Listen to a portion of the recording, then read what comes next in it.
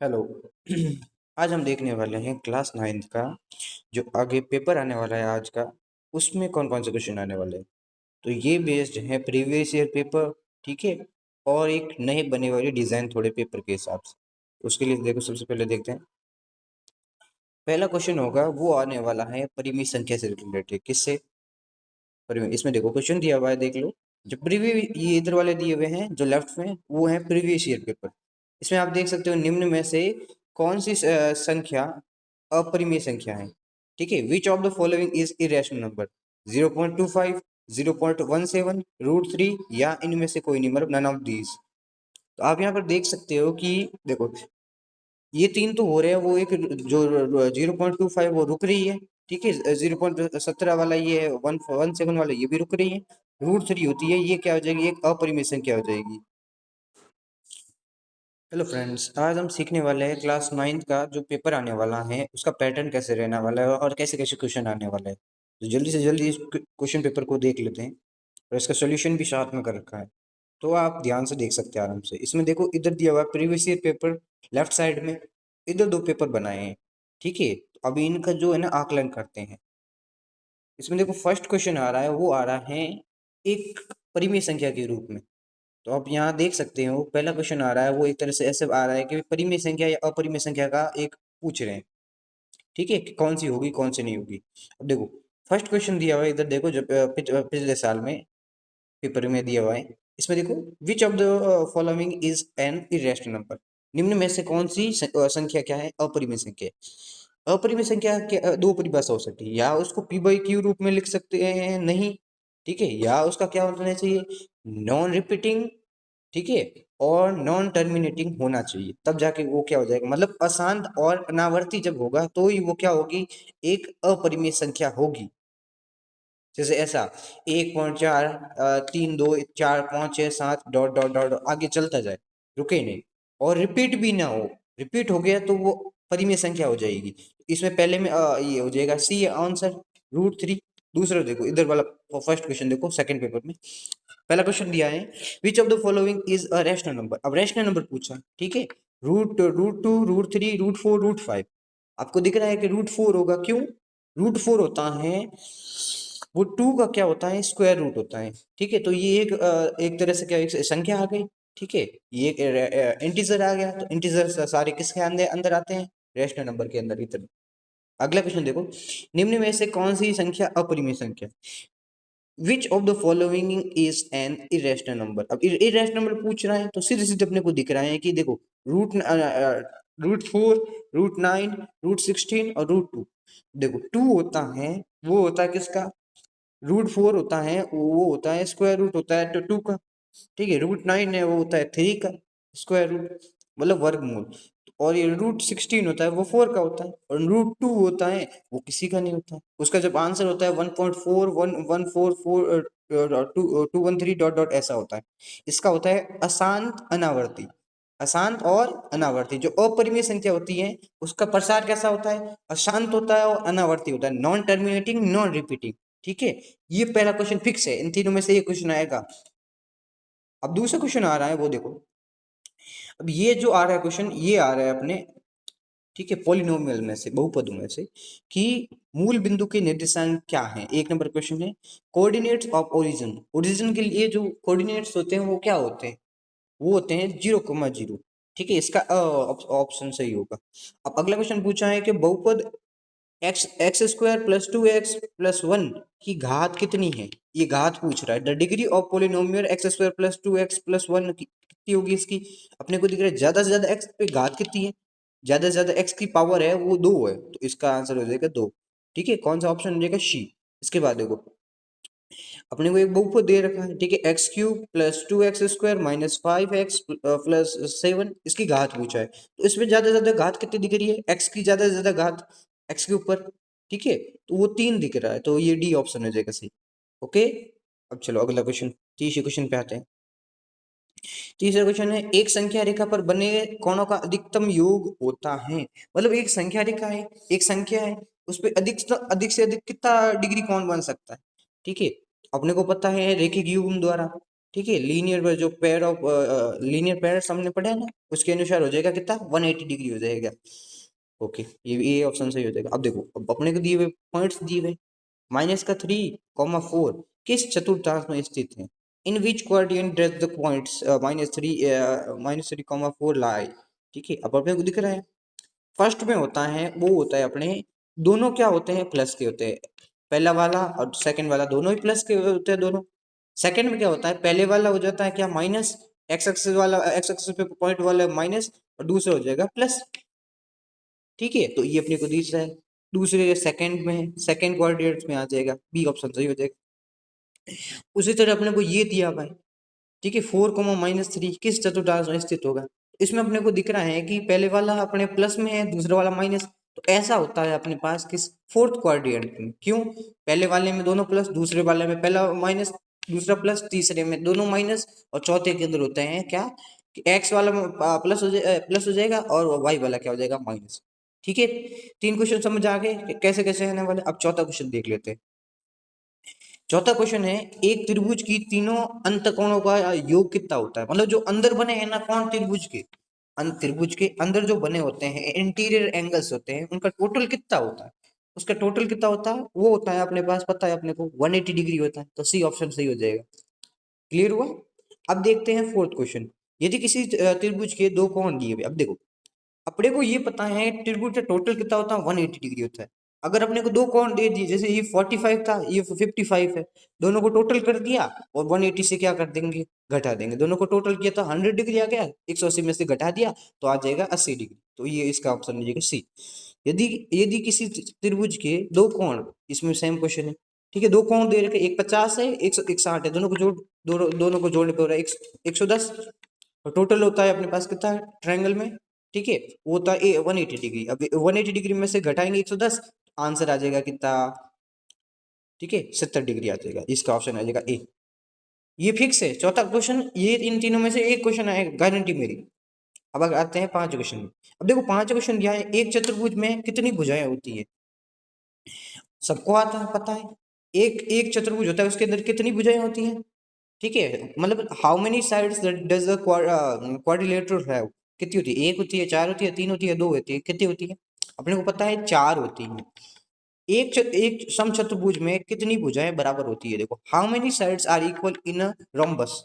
Rhombus के अंदर कितनी बराबर होती है? रोम्बस होता है वो एक वर्ग की तरह काम करता है, स्क्वायर की तरह। उसमें क्या होती है, all sides are equal, all sides are equal होते हैं, इसमें सारी सारी सभी भुजाएं बराबर होती है। अब ये ऑप्शन अलग दे रखे हैं तो भी कोई ना दिक्कत नहीं है। देखो, एक समांतर चतुर्भुज के विकर्ण क्या होता है? देखो, diagonals of a parallelogram, parallelogram के डायगोनल्स कैसे होते हैं? बराबर होते हैं, एक दूसरे को समविभाजित करते हैं, लंबवत होते हैं, या सभी कथन सत्य है। अपने को ये पता है कि जो वो एक दूसरे के लंबवत नहीं होते, ना ही बराबर होते हैं, वो क्या होते हैं, एक दूसरे को समविभाजित करते हैं, बाइसेक्ट ईच अदर। वो अपने एक दूसरे को क्या करते हैं, समान दो भागों में बांटते हैं। ऐसा नहीं कि लंबवत बांटते हैं, लंबवत का मतलब होता है 90 डिग्री बांट रहे हैं, 90 डिग्री पे नहीं बांटते हैं। ठीक है, सभी कथन सत्य नहीं हो सकते, क्यों? बराबर भी है नहीं, ये एक ही सत्य होगा। कौन सा? एक दूसरे को क्या करते हैं, समद्विभाजित करते हैं। इन तीनों में से एक क्वेश्चन पक्का आएगा। अब देखो छठा क्वेश्चन देखते हैं। छठा क्वेश्चन में है, हीरोज का सूत्र क्या है, सॉरी हीरोन का सूत्र क्या है? हीरोन का सूत्र दिया हुआ है यहाँ पर, देखो ए है, बी है, सी है, या डी। अपने को दिख रहा है यहाँ पर सी वाला ऑप्शन सही है। क्यों? ये है अंडर रूट के अंदर एस कोष्टक एस माइनस ए, एस कोष्टक एस माइनस बी कोष्टक एस माइनस बी, ये वाला होगा अंडर रूट के अंदर, ये वाला सही हो जाएगा, तो इसका सी ऑप्शन हो जाएगा। छठा क्वेश्चन देखो, वर्त की सबसे बड़ी जीवा कौन सी होती है? ठीक है, अपने जो वर्त होता है उसकी सबसे बड़ी जीवा, उसको क्या कहते हैं? The longest chord of circle, उसको क्या कहते हैं? रेडियस कहते हैं, डायमीटर कहते हैं, आर्क कहते हैं, या चौड़ कहते हैं? क्या कहते हैं? व्यास कहते हैं, अपने को पता है। ठीक है, तो वर्त की इसमें भी ऑप्शन हो जाएगा। तो अब अगला क्वेश्चन देखो, वर्त की परिधि का सूत्र क्या होता है? अपने को पता, formula for circumference of a circle, pi R square. ये तो किसका हो जाएगा? ये तो एरिया का हो जाएगा। ठीक है, 2 पाई आर, यहाँ पर 2 पाई आर ही तो होता है।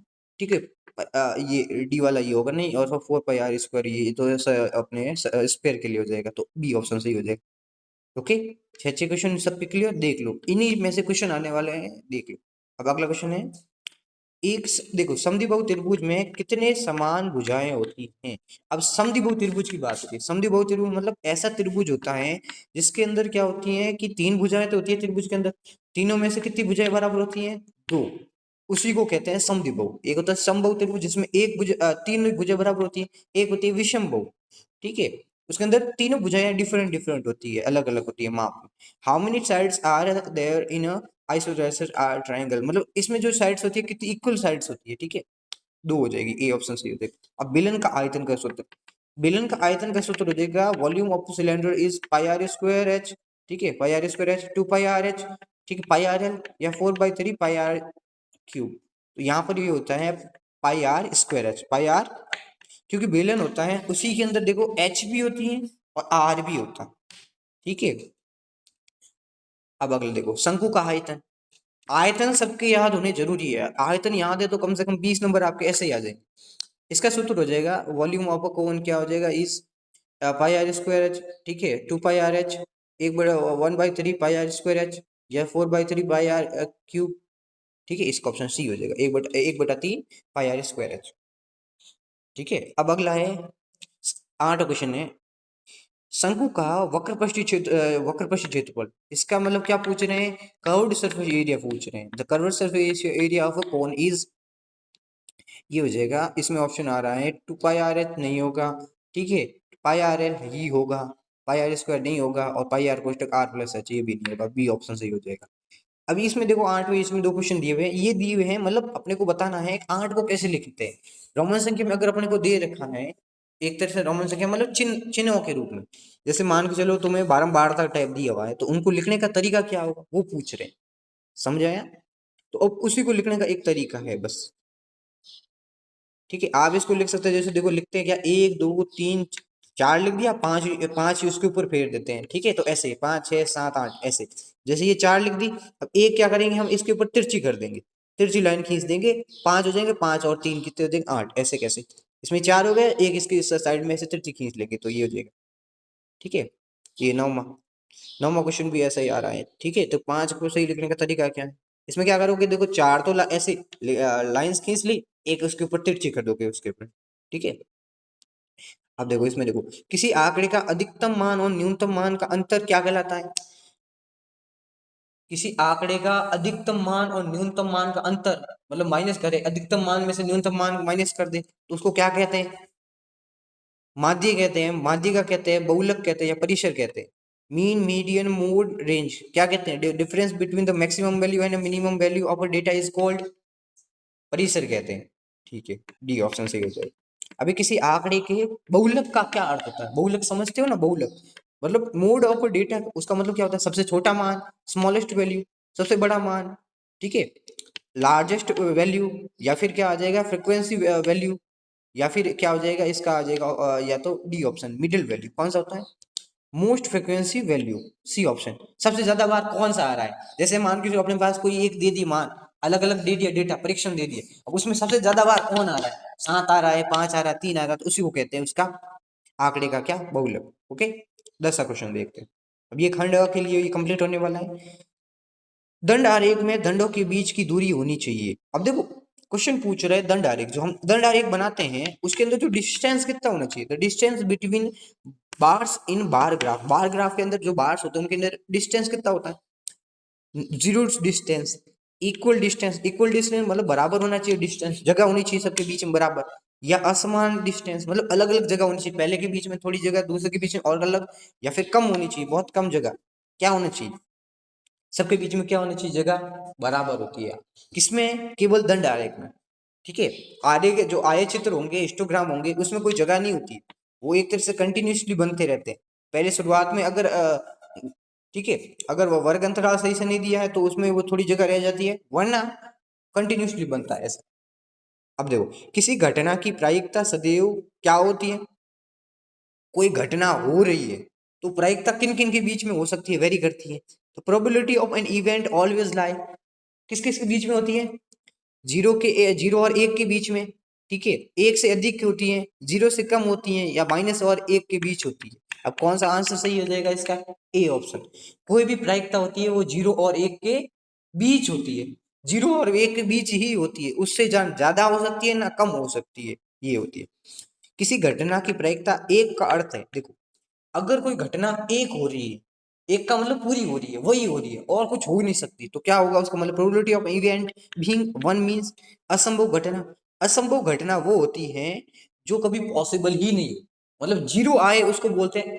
ठीक है, अगर कोई घटना जीरो है, जैसे मैं खेल रहा हूं, मैं एक बॉल पर 100 रन मार दूंगा, तो ये क्या है, एक असंभव घटना है, प्रोबेबिलिटी जीरो। ठीक है, अगर एक मैच में 6 बॉल है और मुझे कह रहे हैं कि मैं 100 रन मार दूंगा या 1000 रन मार दूंगा, तो यहाँ पर कोई पॉसिबिलिटी नहीं बनती है, तो ये असंभव घटना हो जाएगी। अब निश्चित घटना का मतलब क्या होता है कि जो पॉसिबल है और वो ज्यादा पॉसिबल है, वो एक ही बनेगी और दूसरी कोई बने ही नहीं। जैसे मान के चलो मैं अकेला हूँ, ठीक है, मैं दौड़ रहा हूँ रेस में, अब मेरे जीतने की संभावना कितनी है, पूरी एक संभावना है, क्यों, 100% मान लो, क्यों, अकेला ही तो दौड़ रहा हूँ ऐसे। और यादृच्छिक घटना छोड़ो, ये नहीं होगा, इनमें से कोई नहीं, तो ये भी ऑप्शन हो जाएगा निश्चित घटना। निश्चित घटना का मतलब एक एक प्रायिकता होगा निश्चित घटना, और अगर प्रायिकता जीरो होगी उसका मतलब उसको बोलते हैं असंभव घटना। कौन सी, असंभव घटना। तो ये हो गया हमारा पेपर सेट फर्स्ट।